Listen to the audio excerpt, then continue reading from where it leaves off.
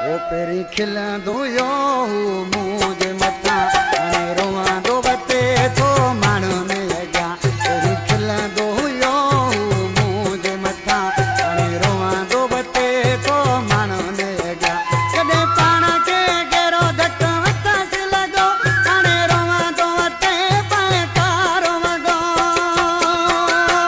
Peri खिलंदो यो मुझे मथा अने रोवांदो बते तो माण्हू ने लॻा पेरी खिलंदो यो मुझे मथा अने रोवांदो बते तो माण्हू ने लॻा कॾहिं पाण खे कहिड़ो धक मथां लॻो हाणे रोवांदो बते पाए कारो वॻो पेरी खिलंदो यो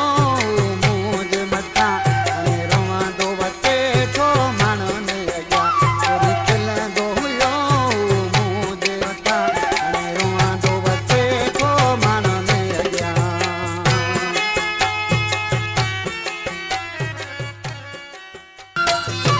हाणे तव्हां बि पंहिंजे नाले सां शाइरी रिकॉर्ड कराए सघो था। शाइरी रिकॉर्डिंग लाइ हींअर ई व्हाट्सअप नंबर ते राब्तो कंदा 03347676714 0334 21 76 714।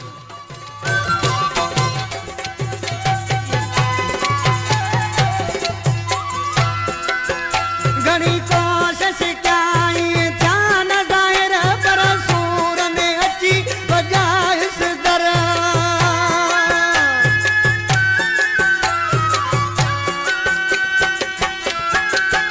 घणी कोशिश कई ध्यान ज़ाहिर पर सूर ने अची वॼाइस दर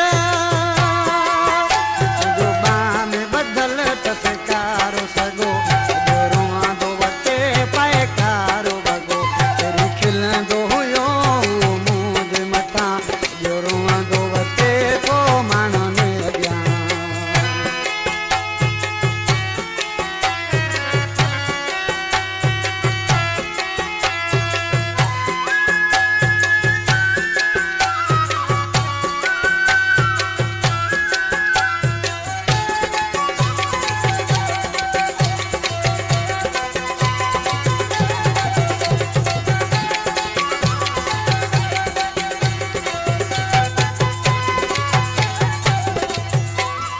एॾा ग़रीब गुलाम खोसा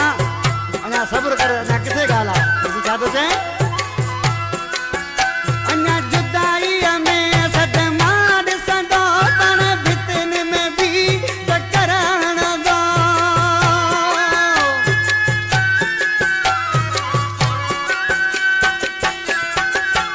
अञा जुदाईअ में सदमा ॾिसंदो पण भितिन में बि टकर हणंदो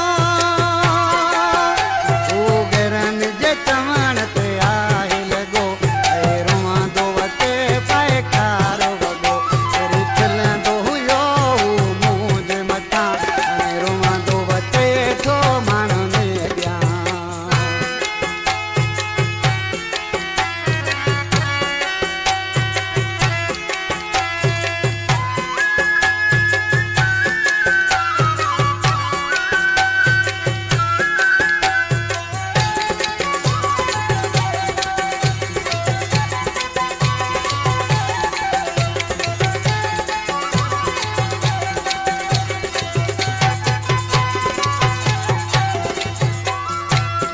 उसानगर भेंडियारा ये आबिद शानी असांजो प्यारो दोस्त आहे ॾिसी नाले वारे मिसरा में छा थो थिए